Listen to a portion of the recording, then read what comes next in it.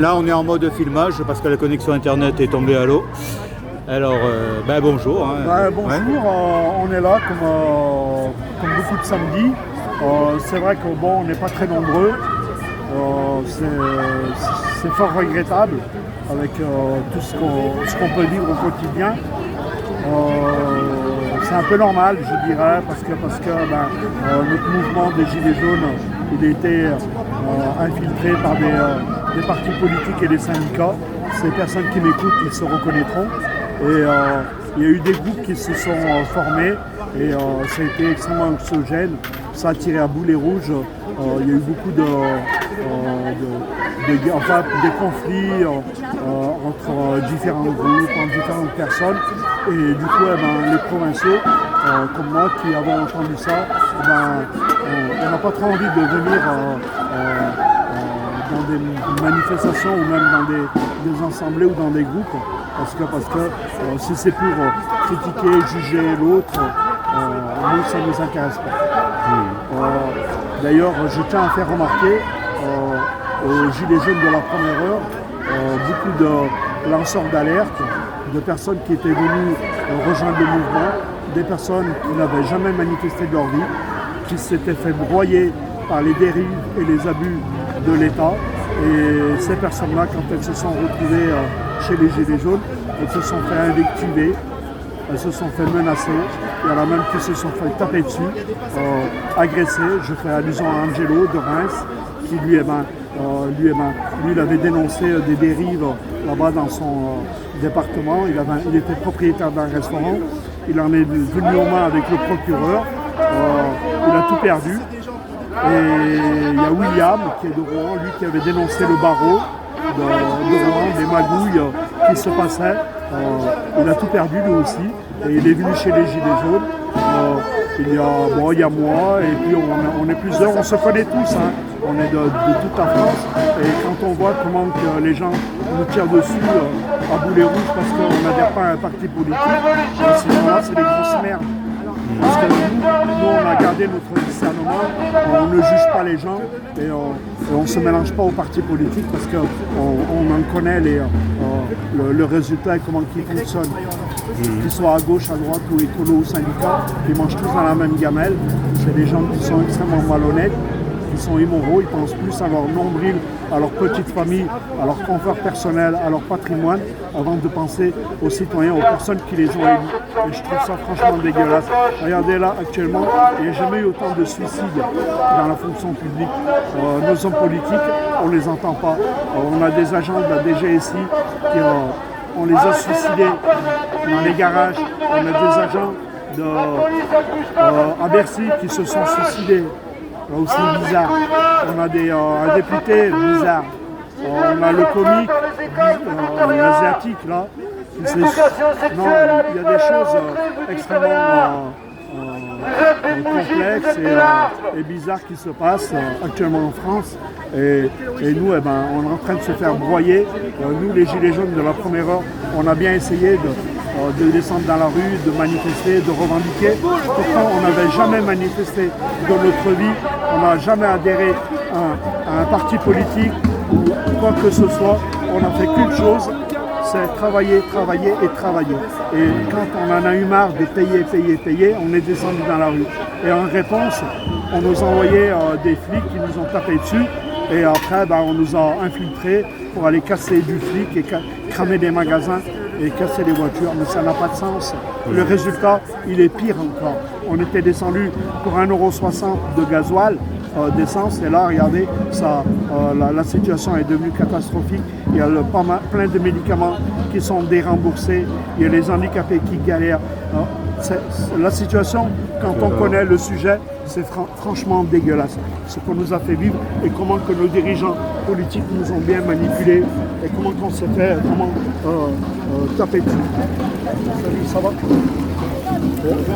Ça va. Ouais, c'est...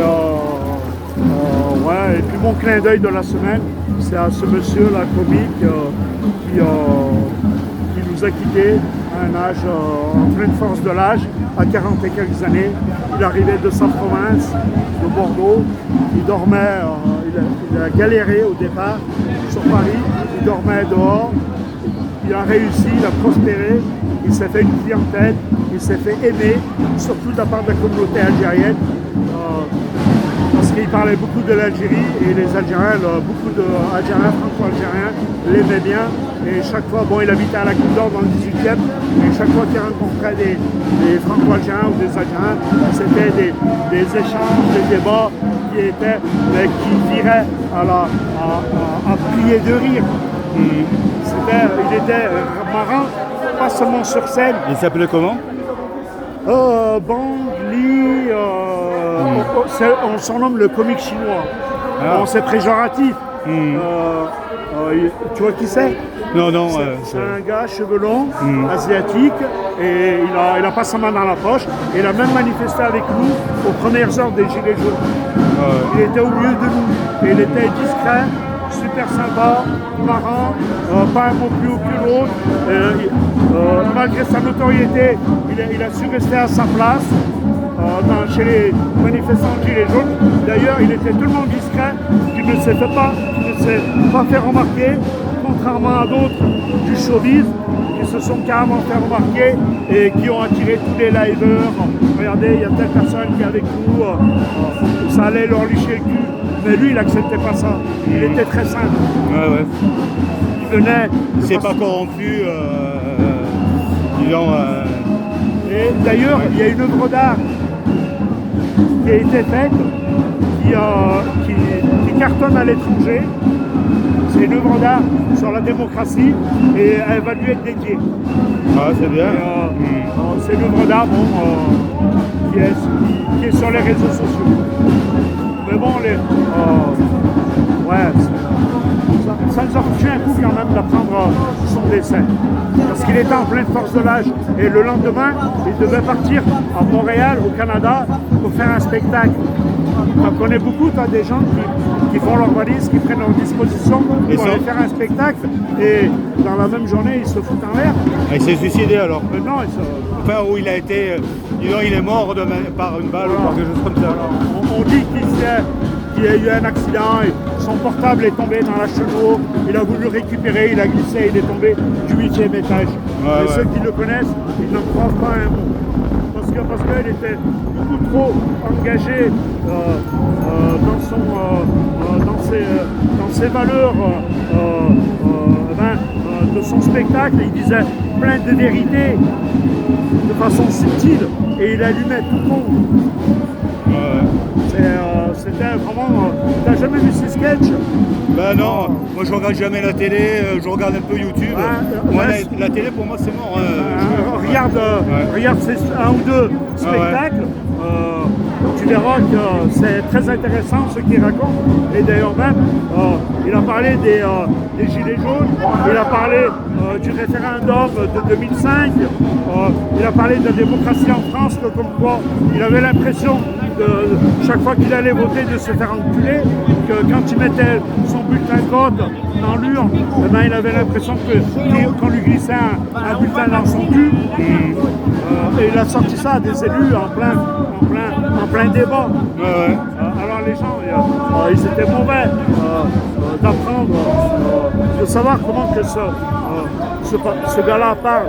Mais lui, il est dans l'humour subtil. Il avait un humour très subtil, très riche. Il parlait de fait de société. Et il parlait beaucoup des Algériens. Et d'ailleurs, il y a beaucoup d'Algériens, moi je pense, franco-algériens et algériens, qui vont lui rendre hommage. Et ils vont aller à son enterrement avec le drapeau de l'Algérie. Et il va y avoir 1, 2, 3, il va à l'Algérie, des trucs comme ça là. Parce que lui, il était très là-dedans. Il était très dans, et des cris sûrement. C'est un grand. Moi, je pense que c'est un grand comique qui nous a quittés. Je vais essayer de redémarrer le direct pour voir si ça marche.